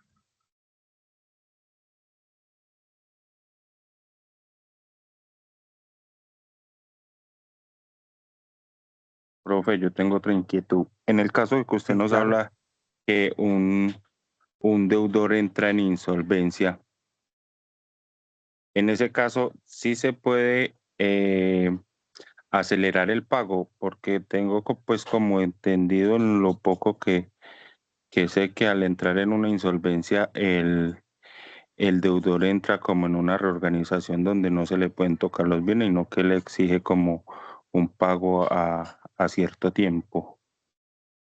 Sí, lo que pasa es que cuando el Código Civil habla de que cuando el deudor entra en estado de insolvencia, no se está refiriendo al proceso al trámite o al proceso que se puede surtir ante los centros de conciliación, ¿cierto? O ante las cámaras de comercio, el proceso de insolvencia de persona natural o de persona no comerciante o de comerciante, ¿cierto? No se refiere a ese proceso. Se refiere, cuando el código se refiere al estado de insolvencia es cuando está en quiebra, cuando ha perdido muchísimo patrimonio, cuando ya se ha visto disminuido su patrimonio. Claro, cuando el deudor adelanta el proceso de insolvencia ante los centros de conciliación o ante las cámaras de comercio, claro, ahí sí, digamos, hay una renegociación, hay un pacto, hay un acuerdo de esas obligaciones, todos los acreedores, digamos que ahí el deudor hace una oferta, hace una propuesta de pago a todos los acreedores, se reestructuran las fechas, los periodos, los plazos de pago y el conciliador va a mirar, digamos, las posibilidades, va a someter, digamos, a votación de los acreedores y ahí de acuerdo, digamos, al porcentaje de votos de aprobación, pues se aprueba o no se aprueba la propuesta, ¿cierto? Y si no se aprueba, pues hay que replantear la propuesta y una vez quede aprobada una propuesta que tenga mayoría de votos, pues todos los acreedores tienen que acogerse a ella. Y ahí sí, pues no pueden cobrar anticipadamente. Incluso si ya hay procesos ejecutivos en marcha o medidas cautelares de embargo, el proceso de insolvencia establece que esos procesos se suspenden, no se terminan, se suspenden. Y las medidas cautelares se echan atrás, se van abajo, ¿sí? O sea, se ordena a los juzgados desembargar los bienes que se encuentran embargados, ¿sí? Entonces, sí, eso es cierto. Lo que pasa es que para aclararte eso, que cuando el Código Civil habla, porque es que el Código Civil es antiquísimo, y en la época del Código Civil no estaba todavía, no existía el proceso de insolvencia de persona natural no comerciante, ¿cierto? Entonces, cuando él habla de insolvencia, se refiere al estado de quiebra, de que no tiene ya patrimonio, ¿sí? Para cumplir con la obligación. ¿Listo, John Jaime? Ok, profe, ya lo entendí. Bien. Bueno, ¿alguna otra duda, una inquietud, pregunta con relación a todas estas clasificaciones de obligaciones que hemos venido tratando desde la clase pasada? Todavía nos faltan por estudiar bastantes modalidades de obligaciones. Digamos que ese es el grueso de este curso, ¿no? Profe, buenas noches. Yo quería consultar Henry, ¿vas a preguntar algo? sí, para ver las medidas cautelares, ¿Cómo, Henry? de las medidas cautelares. Sí, ¿qué quieres saber? ¿En qué momento operan como tal? ¿O se pueden hacer válidas al momento de instaurar la correspondiente demanda? ¿O en cualquier momento de iniciar la acción? Es que no te alcanzo a escuchar bien, Henry. ¿Me estás preguntando que en qué momento se pueden solicitar las medidas cautelares? Si antes del proceso o iniciado el proceso. ¿Me estás preguntando eso? Es que no te alcanzo a escuchar bien Sí, porque te señor. escucho muy Sí, sí. bajito. ¿Sí? Estoy afectado de la salud, estoy afectado. Sí, Sí, es pregunté eso. eso. Espérame, Henry, que es que no te Sí, sí, escucho. señor. Ah, ok. Sí, señor. Sí, señor. Sí, Pues, señor. pues Henry, mira, las medidas cautelares generalmente se deben solicitar, por eso se llaman medidas cautelares, porque se deben solicitar con la demanda, ¿cierto? Se deben solicitar con la demanda y se deben practicar antes de la notificación del auto admisorio de la demanda o antes de la notificación del mandamiento de pago, si es un proceso ejecutivo, ¿cierto? ¿Por qué? ¿Por qué se llaman cautelares? ¿Y por qué se deben practicar antes de la notificación del auto admisorio de la demanda o del mandamiento ejecutivo del mandamiento de pago al deudor? Porque si se le notifica la demanda al deudor y luego se piden las medidas cautelares, es muy probable que el deudor se insolvente. Diga, uy, ya me demandaron, me toca insolventarme para que no me embarguen, ¿cierto? Y se insolventa. Transfiere los bienes o los guarda en otro lugar, se los deposita en otras casas, en amigos, familiares, o se insolventa, ¿cierto? Y se llaman medidas cautelares precisamente porque se deben practicar con cautela antes de que el deudor sepa que le van a iniciar el ejecutivo. Entonces se practican generalmente antes de que se notifique el auto admisorio de la demanda al deudor. El juez ordena practicarlas, ¿cierto? Si es, por ejemplo, el embargo de un bien inmueble, ordena el registro del embargo en la Oficina de Instrumentos Públicos, ¿cierto? Y una vez se registra, ahí sí se notifica, se ordena notificar al demandado. ¿Para qué? Para que éste no tenga el tiempo de hacer alzamiento en bienes, de evadir las medidas cautelares. Pues se llama medidas cautelares, con cautela, previo a que el demandado sepa que lo están demandando. Esa es la naturaleza de hacer de las medidas cautelares y ese es el momento, digamos, idóneo, pero no es obligatorio. Los procesos en Colombia, el ordenamiento jurídico en materia procesal permite en distintos tipos de procesos de distintas ramas del derecho, permite que se soliciten medidas cautelares incluso iniciado el proceso, ¿sí? Pudimos haber iniciado el proceso sin haber decretado y sin haber solicitado medidas cautelares, ya se pudo haber trabado la litis, se notificó al demandado, el demandado ya contestó la demanda, ya incluso se realizó la primera audiencia y el acreedor puede solicitar, el demandante podría solicitar incluso una vez iniciado el proceso, solicitar el decreto y la práctica de medidas cautelares, ¿sí? Y ya, digamos, depende también de la valoración que haga el juez de la pertinencia de la necesidad de esa medida cautelar, porque no en todos los procesos proceden las medidas cautelares, ¿cierto? Depende, digamos, del tipo de obligación que se esté pidiendo que se cumpla, depende de la situación jurídica, ¿no? Depende del monto también de la obligación, depende de muchas cosas, depende del tipo de proceso. Entonces, no en todos los procesos las medidas cautelares van a ser aceptadas por el juez. Habrá unas en que el juez las deniegue, las rechace. Habrán otras situaciones en las que el juez las acepte, ¿cierto? Y se pueden solicitar con la demanda. Se supone que se solicitan en un anexo separado la demanda, se radican con la demanda en cuaderno separado. O se pueden solicitar ya iniciado el proceso, o sea, ya trabada la litis, ya notificado el demandado, a elección del demandante. ¿Sí, Henry? ¿Eso absuelve un poco tu duda?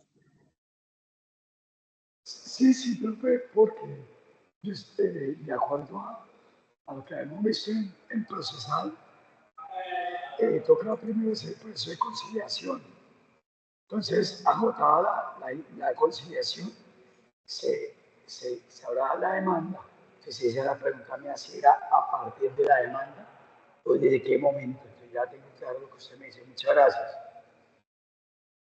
Ok, Henry, sí, es que se te escucha, primero creo que estás como con problemas de gripa, ¿cierto? Y lo otro es que se te escucha muy bajito y se te escucha por allá como un eco, entonces no te alcanzo a entender bien, Henry. Sí, señor.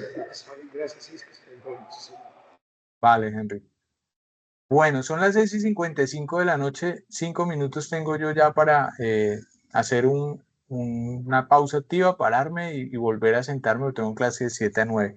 Les agradezco mucho la asistencia, nos vemos la otra semana, nos veremos en la próxima clase. No olviden que las clases quedan grabadas, quedan subidas ahí en anuncios. Si quieren repasar algún tema, por favor vuelvan y escuchen la grabación, vuelvan y escuchen la clase. No dejen de leer los recursos que trae el aula virtual, las lecturas, las actividades de repaso.